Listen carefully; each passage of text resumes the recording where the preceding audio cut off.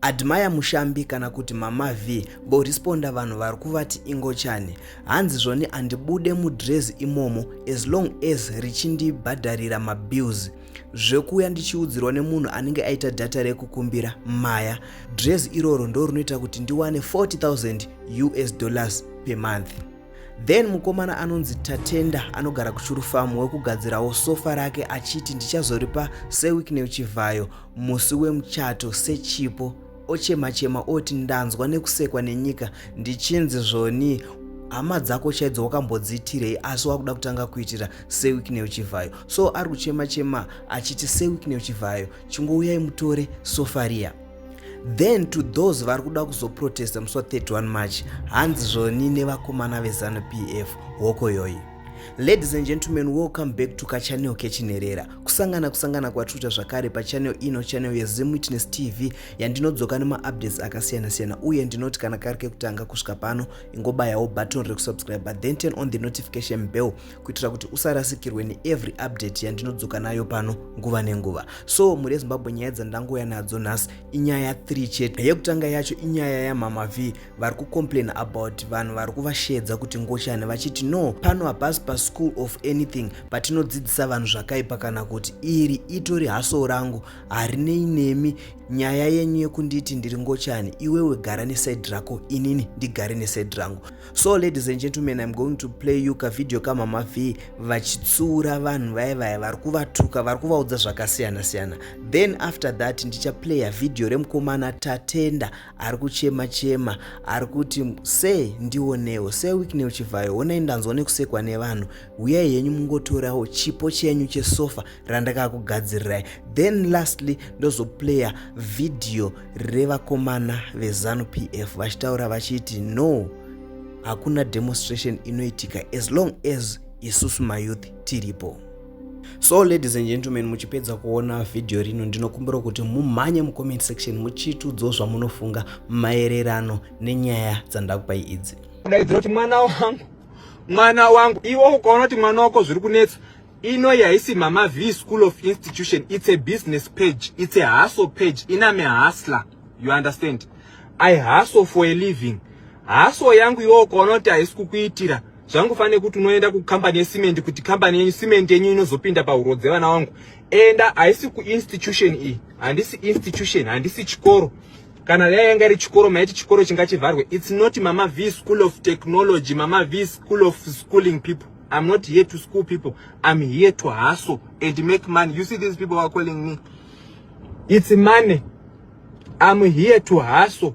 Iwo ukaona kuti arega ndiendese mwana wangu ada kuenda kuchikoro. Endesa mwana wako kuma college ari koko. Iye mwana wako ari kuitei? Ari kuitei kana zvisingaiti disable unfollower. Vana venyu totovadzisa kuhasela kuti mu life you go to any extent.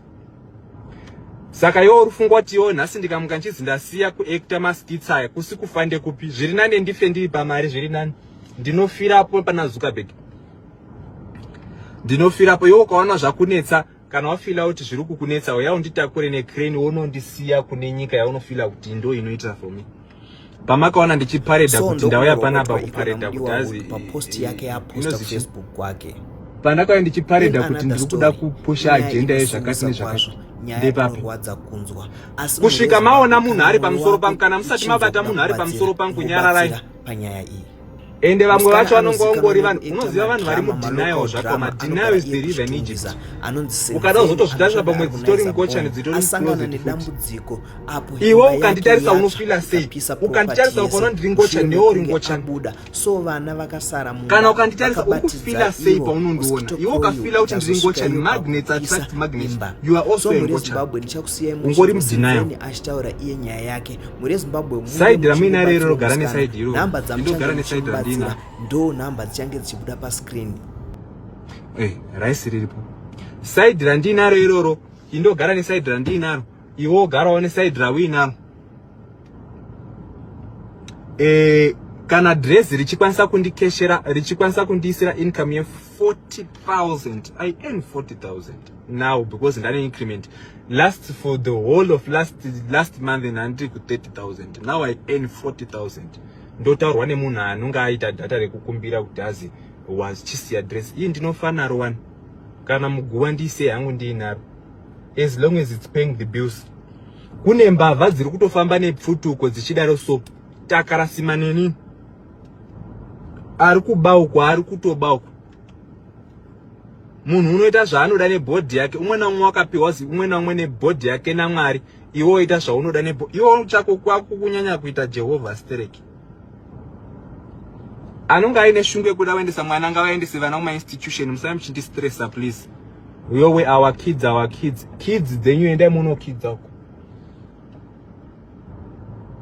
Wicknell kazwai madzibaba zita makadini mutsa madzibaba Wicknell ayo mutsanga wekatatu kasingagume zita netwa tatindagwasha vanhu ndogara kuchiro famu ndauyo nechipo chesofa ichi ndatarisa munyika ndikaona hakuna ndikukuyeuka sezvo chichipinda sangano rimwe chete ndaona zvakakodzera kuti ndikwanise kukuyeuka ndichikugamidza chipo chesofa iri so ndiri kushaya nzira yekuti ndikusvitsei naro so ndakambozamawo kutaurawo neStar FM wakauya wakatora mapicture so ndanzwa nekusekwa mukati menharaunda even neukama chaiyo vachiti why is it wakagadzira sei Wicknell but izvi ndakazviitira nemwoyo wangu unoda uye chiri chikonzero chekuvagamuchidza uye ndinoti vawedzero mazuva ekurarama panyika.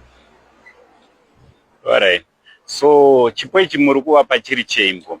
Chipo ichi ndiri kuvapa chinangwa chekuvakorokotedza uye vachipinda sangano rimwe chete nesu.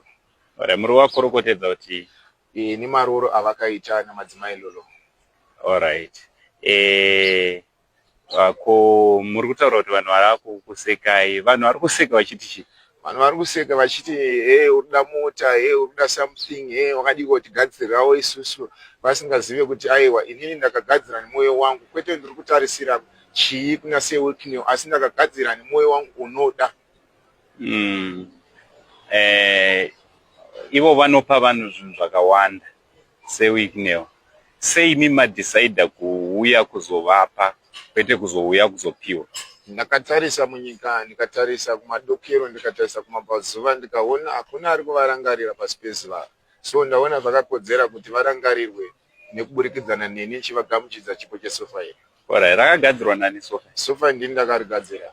Alright. Mungadawo kuti kudii kune vamwe vazhinji vanhu vari kutaura zvavari kutaura vachiseka vachitaura zvavari kutaura? Ndinoti kwavari havana chavanoziva asi iye tenzi achava nemhinduro dai pakubuda kwezuva nekwarinonyorera. Aiwa, pakanaka. Regai ndisiye ndavaimbira vhesi dai madzibaba Wicknell. Amai Maria Magdalena buronga ine dzidzi, Amai Maria Magdalena buronga ine dzidzi, Amai Maria Magdalena buronga ine dzidzi. Amen.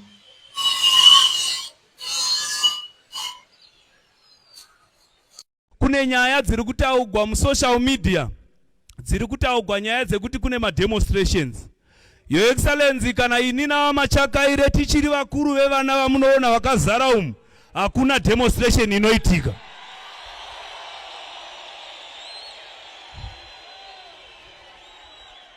Chatingatokumbira Your Excellency ndechekuti mungotichengeta navamachakaire tiri vaviri muone kuti hakuna zvinoitika, asi tikabva panganetsa shefu mongotirega tiripo. Tinoda kuti murare hope Your Excellency, isu hativhundusigwi nesocial media nokuti isu hatina kuzvahwa takabata mazai Your Excellency. Munhu wese akangozvahwa akafanana nemwana womumwe munhu. Isu as Youth League basa redu is to defend the president and to defend the party.